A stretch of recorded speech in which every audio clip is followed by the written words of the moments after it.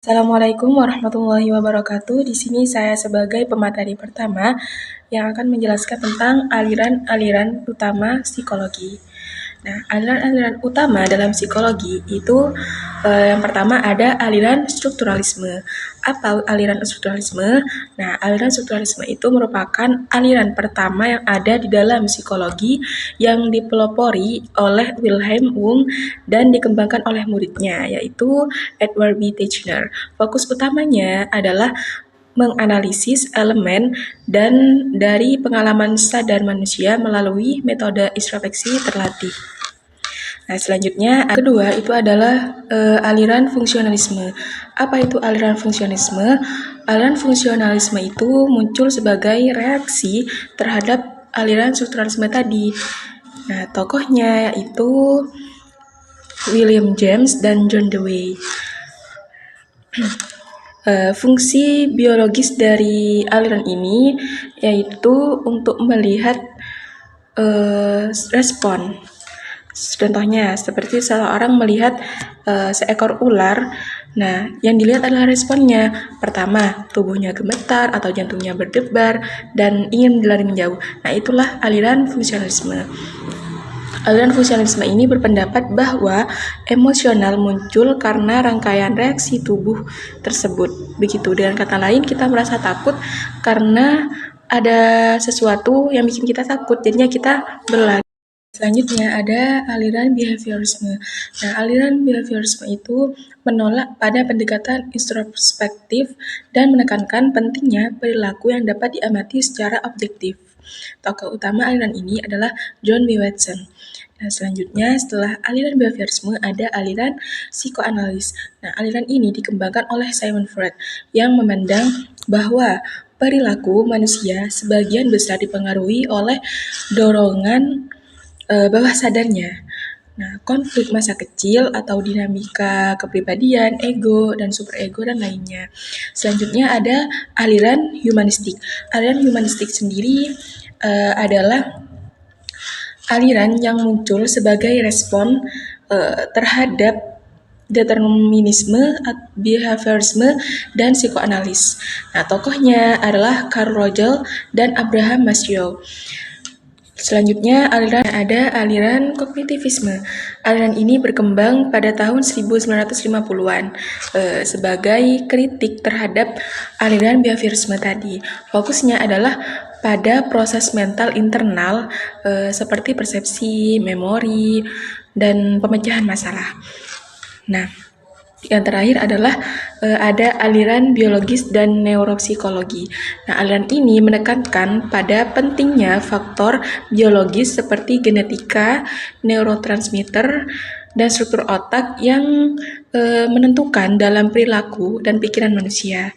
Nah, aliran ini sangat penting dalam menjelaskan gangguan mental dan sudut neurokromianya.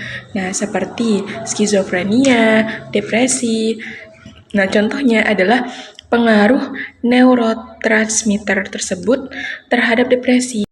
Nah, penelitian menunjukkan bahwa kadar serotonin yang rendah berkaitan dengan suasana hati yang buruk. Oleh karena itu, obat antidepresan seperti Prozac itu digunakan untuk meningkatkan kadar serotonin di otak tersebut.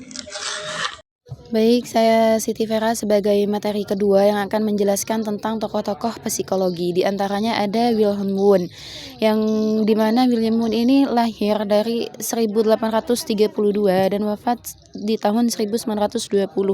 Beliau merupakan seorang dokter, filsuf, dan ahli fisiologi asal Jerman yang dianggap sebagai bapak psikologi modern. Nah, yang kedua itu ada William James. Nah, William James ini adalah seorang filsuf dan psikolog Amerika yang dikenal sebagai pelopor psikologi fungsionalis. Dia juga merupakan saudara dari penulis terkenal Henry James.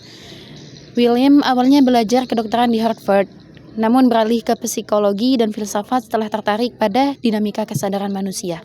Nah, yang ketiga ada John B. Watson. Nah, beliau ini merupakan psikolog asal Amerika yang mempopulerkan aliran behaviorisme melalui pidatonya yang terkenal pada tahun 1913 gitu. Beliau menolak introspeksi dan menyatakan bahwa psikologi itu harus mempelajari perilaku yang bisa diamati secara objektif, bukan pengalaman batin. Nah, ada juga Sigmund Freud. Nah, Sigmund Freud ini seorang dokter saraf asal Australia dan pendiri psikoanalisis, sebuah pendekatan revolusioner yang menekankan pentingnya bahwa sadar dalam menentukan perilaku manusia. Ada juga Carl Rogers yang merupakan psikolog klinis asal Amerika yang menjadi tokoh penting dalam aliran humanistik yang sering disebut sebagai gelombang ketiga psikologi setelah behaviorisme dan psikoanalisis. Ada juga Jean Piaget yang merupakan psikolog dan epistemolog asal Swiss yang terkenal karena teorinya tentang perkembangan kognitif anak. Nah, yang terakhir nih ada Paul Broca yang merupakan seorang ahli bedah yang bertanggung jawab terhadap produksi bahasa. Penemuannya berdasarkan kasus pasien bernama Tan yang hanya bisa mengucapkan satu suku kata, namun memahami ucapan orang lain.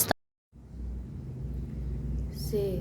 Perbedaan pendekatan antara aliran-aliran psikologi. Yang pertama, aliran strukturalisme. Pendekatan ini bersifat adaptif dan lebih praktis. Aliran ini memfokuskan diri pada bagaimana proses mental. Yang kedua, fungsionalisme. Aliran fungsionalisme ini pendekatannya bersifat adaptif dan lebih praktis. Aliran ini memfokuskan diri pada bagaimana proses mental. Yang ketiga yaitu behaviorisme. Behaviorisme aliran menggunakan pendekatan yang objektif dan ilmiah. Behaviorisme hanya mempelajari perilaku yang dapat diamati. Yang keempat, psikoanalisis. Pendekatan bersifat klinis dan interpretatif. Aliran ini percaya bahwa perilaku manusia sangat dipengaruhi oleh konflik bawah sadar, terutama yang berbentuk sejenak masa kanak-kanak. Ia menggunakan metode seperti asosiasi bebas dan analisis mimpi. Yang kelima, humanistik. Aliran humanistik menggunakan pendekatan yang fenomenologis dan positif terhadap manusia. Yang keenam, kognitivisme. Aliran kognitivisme pendekatannya lebih rasional dan ilmiah terhadap proses mental internal seperti berpikir, mengingat, dan memecahkan masalah. Aliran ini melihat manusia sebagai pemproses informasi aktif, mirip seperti komputer.